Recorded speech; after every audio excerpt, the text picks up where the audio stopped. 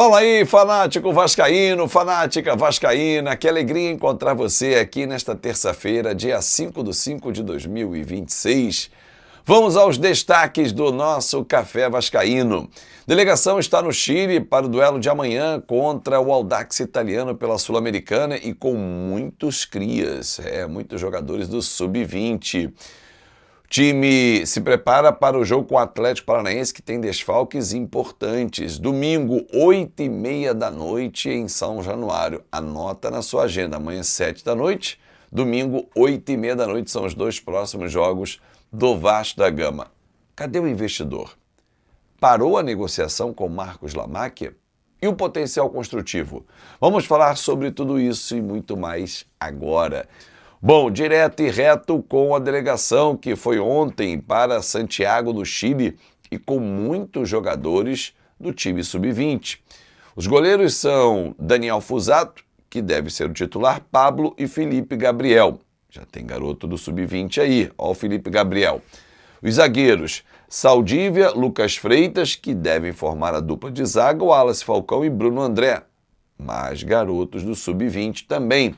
Laterais, PH e Piton, que devem ser os titulares. Por que o PH? Porque está suspenso domingo. Não joga contra o Atlético Paranaense. Breno, Vereza, Avelar e Alisson. Mais garotos do Sub-20 na área. Meio campo, Barros, outro suspenso, que deve ser titular. Tietê, JP, Samuel Jesus, Gustavinho, Ramon Rique, Zucarello, tudo da base.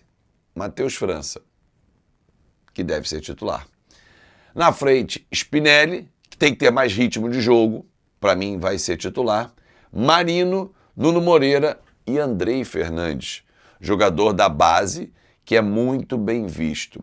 O Jader Souza, que é um grande amigo aqui do canal, um grande incentivador da base, um entusiasta dos meninos da base, que tem que usar cada vez mais, como eu sou, utilizar, olhar para dentro, DNA do Vasco.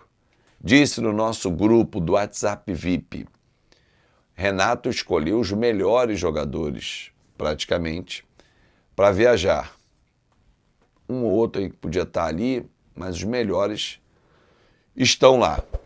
Tomara que eles entrem, deem conta do recado e mostrem mais uma vez ao Renato Gaúcho, estamos aqui, pedindo passagem, leva mais a gente para o banco, deixa de opção, tira fulano ou ciclano aí, como diz o Jéssica, tinha essas barangas, e dá chance pra gente.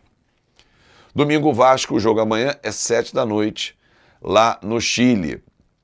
Domingo o Vasco pega o Atlético Paranaense, 8h30 da noite, em São Januário. Bom, para esse jogo, Barros e também o Paulo Henrique estão suspensos, terceiro cartão amarelo. Tendência, Puma, e no meio campo, Hugo Moura. Até porque foi o cara que fez o gol do empate contra o Flamengo, que, aliás, eu não estou entendendo esse desvio de foco. Tá, até entendo, é um desvio de foco, pode ser. Que palhaçada, cara. Até o Rei Krause entrou nessa. Estou comemorando empate como vitória. A gente comemora o ponto conquistado e vocês choram os pontos desperdiçados. Simples assim. Ninguém está vivendo, o torcedor vascaíno não vive de empate não, cara. É uma preocupação, cara. Cada um cuida do seu. Cada um olha para o próprio rabo. Não, mas o torcedor vascaíno está iludido. Iludido com o quê? Se eu quiser fazer um recorte, por exemplo, e não tem problema nenhum, desde que o Renato chegou no Vasco, o Vasco tem a 5ª melhor campanha do Campeonato Brasileiro. Mas ele é o 13º. Se ele pegou um passado do Diniz horroroso, então assim, eu não estou fazendo esse recorte, mas poderia fazer. Poderia olhar para o copo meio cheio e dizer que do G4 ninguém bateu no Vasco. Então ganhou o troféu. Não. Isso só mostra que o Vasco tem força sim. O problema é que ele é Robin Hood, ele entrega para os pequenininhos, para os que estão lá atrás. Só isso. Não, né? Enfim. Bom, há uma enorme preocupação no torcedor. Vamos ao nosso tema principal em relação ao investidor. Conversei com algumas pessoas do Vasco nos últimos dias para entender quantas andam essa negociação. Parou? Nada mais se falou do Marcos Lamáquia? Não. A negociação prossegue envolvendo o investidor Marcos Lamáquia. Muitos passos já foram dados, como, por exemplo, em relação ao CT, né, o que vai ser feito, investimentos que serão feitos no CT Moacir Barbosa. Há uma possibilidade de aquisição de um terreno para um novo CT, uma construção, mas de imediato é a ampliação do atual e modernização. Fala-se já, inclusive, na próxima janela, sim, já tem esse objetivo. Há muito claro o objetivo do investidor em relação ao posicionamento do Vasco como protagonista no cenário nacional, médio e longo prazo. Claro que com o investidor esse período ele é encurtado. O Vasco, num trabalho de reestruturação, levaria mais tempo. Então em quanto tempo? Ano que vem a gente briga pelo título? Depende. Ano passado a gente brigou na Copa do Brasil. Não, estou falando de brasileiro, Fábio. Demanda mais tempo. Pode acontecer? Pode. Mas será que nós queremos um trabalho estilo Botafogo, subiu e despencou? Ou, e está passando sérias dificuldades financeiras, quer porque quer vender logo os seus jogadores, seus ativos, para ter recursos, Barbosa, Danilo, Montoro, para arrecadar aí em torno de 75 milhões de euros, ou a gente quer um trabalho duradouro, um trabalho que dê frutos. É para pensar. As reuniões prosseguem, as negociações estão muito avançadas,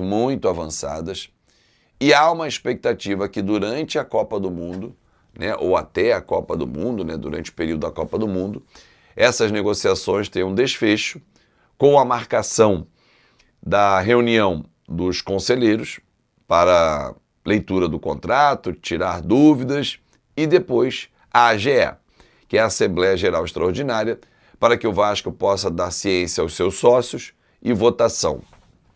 Existem outros detalhes que estão em andamento também, paralelamente a isso, a questão envolvendo a remuneração da SAF. Segundo eu apurei, a remuneração sem a quarentena, o que é a quarentena, torcedor?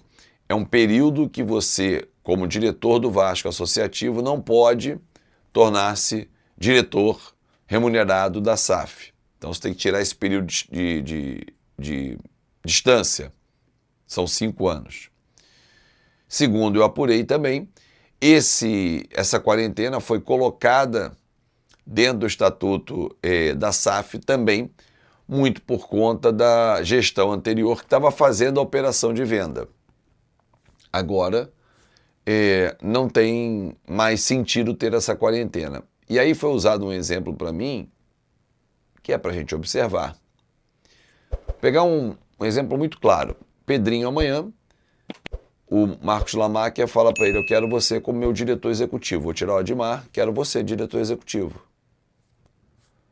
O torcedor vai dizer assim, não, Pedrinho não pode, Pedrinho não entende. Tá, então ele vai lá e pega o Marcos Braz, que era do Flamengo. Estava no Remo.